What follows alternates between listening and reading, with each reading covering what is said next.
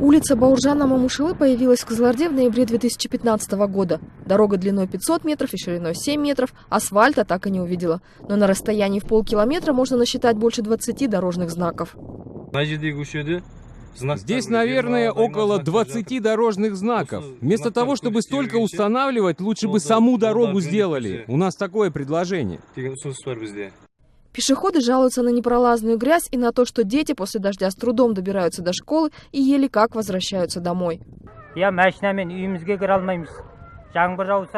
Мы на машинах не можем доехать до дома, когда дождь, обуваем пакеты, носим сменную обувь. Дети, школьники есть, но они пройти не могут.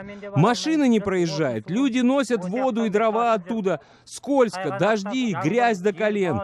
Акимы вместо того, чтобы хвалиться по телевизору, лучше бы сюда приехали и сделали нам дорогу. В департаменте внутренних дел Кызылординской области, куда Азаттык обратился с запросом, говорят, что нарушений нет. В официальном ответе из полиции сообщается, что дорожные знаки вдоль улицы установлены в соответствии со всеми нормативами и техническими правилами. Айнур Алимова, Онгар Саймасаев, Нуртай Лоханулы, Азаттык ТВ.